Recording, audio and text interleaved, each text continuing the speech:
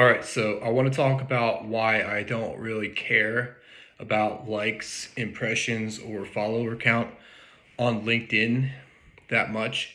And the reason I'm making this video is because I'm doing a challenge right now, and I see that some people are kind of getting stressed out about not hitting like the goals for comments or likes. And, those things can be important, but at the same time, like, they shouldn't really distract you from what's really important when you're posting content on LinkedIn, right? Which is positioning yourself as an authority, creating content that's resonating with your target audience, and generating messages, new email subscribers, or phone calls, right?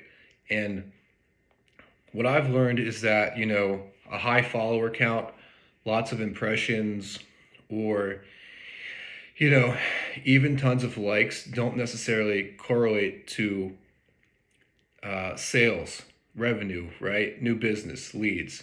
So yeah, here's why I don't really get stressed about any of that stuff. The first reason is that impressions don't always equal leads. So I've written posts for my clients that have knocked it out of the park in terms of impressions, right? Like tens of thousand impressions, and you see that number going up over the hour, and you're like, wow, we're gonna get tons of leads from this. And I've had posts where they got tons and tons of impressions and zero leads. So that just tells me right there, right? No new email subscribers. So that tells me that impressions don't equal new leads, right? Just because you have eyeballs on your content doesn't mean they're the right eyeballs. So if you're putting a lot of emphasis on impressions, they can be good, right? Like if you can write posts that get tons of impressions and they drive leads and sales, like obviously you want that. But it's not always doesn't always correlate to leads and sales. The other thing I want to say too is number two is that likes don't always translate to sales either, right? So social media, and this is what you have to understand, it's designed to hack your biology, right? So when you get a like, when you get a comment, you get a notification, and that gives you a little bit of a hit of a dopamine, right? So as a result, we really become obsessed with like getting engagement because after time, our body craves that dopamine hit. And if you haven't read it, there's a really good book I recommend. It's called Hooked by, I think his name is Nir Eyal. I wrote it in my post, and it basically explains how product designers design social media to hack your biology, right? And so, we tend to put an emphasis on likes and comments because it makes us feel good, right? But again, it doesn't necessarily translate to sales or new leads, right? It doesn't mean you're going to raise capital for your business because you got 100 likes on your post, right? Sometimes it's just, um, it's simply a vanity metric, but we seek it because biologically we've trained our bodies to seek it, and that's why we go after it more than anything else, right?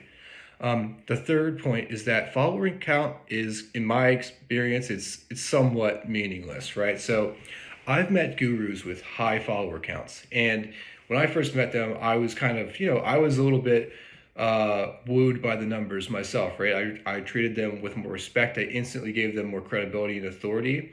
But I've spoken with people, and after a few calls, I could tell these people they probably weren't like making that much money. And honestly, some of them like weren't very um, they weren't very professional.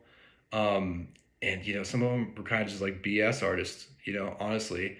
And so what I realized over time was that just because someone has 50,000 followers, 100,000 followers, it doesn't necessarily mean they know what they're doing. And just as an example, I have a client who has a friend who has an Instagram page and has like hundreds of thousands of followers, right? It's not monetized. They don't make any money from the page. They simply have a ton of followers, and that's it. So these things do not necessarily mean that you're going to be making money. And so, um, yeah, what I've realized is that these vanity metrics aren't that important. So if vanity metrics aren't really that important, then what is important? So number one is the quality of your followers, right? So I have like 2,000 followers. I know people who have 3,000 followers, 7,000 followers. A following of 3,000 people who are your ideal customer is 1,000 times more valuable than 100,000 followers who will never buy from you or become investors, right? You don't need hundreds of thousands of followers. If you have 3,000 people who are qualified, right? I mean, imagine 300 or 3,000 accredited investors following your page. I mean, 10% of that is 300. So 300 people right there, if those can become investors, right, they can fund your next deal. So again, like quality followers are more important. Number two, impressions that generate leads, right? So if you're getting low impressions, right, like not hundreds of thousands of impressions, but they're generating like email subscribers or people are signing up for your email list or they're booking appointments with you, who cares, right? Who cares if you get 1,000 impressions, but you're booking a phone call once a week? That's insane, right? You don't need 100,000 impressions, right? And as I said before, they don't always translate to leads or sales. Number three, and this is one I've noticed too, is consistent engagement from your ideal customer. So if you see someone showing up week after week, commenting on your posts, engaging with you, and actually like DMing you and say, hey, I found this stuff really helpful, those people turn into customers. They've turned into customers for me because I run a service business. But if you're like a fund manager or you're a GP or you're just a capital raiser, those people can turn into capital for you, right? They can become investors.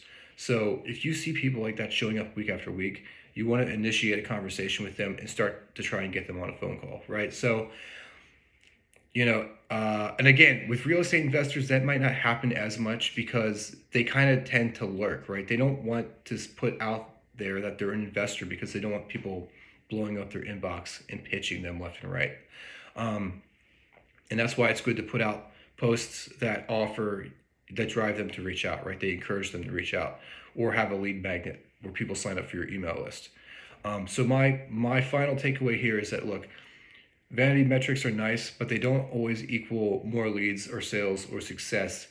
And if you're purely chasing vanity metrics, you can get focused on the wrong things, and that can actually hurt your chance of marketing your business. And if you're a fund manager or a developer, it can actually hurt your chances of raising capital.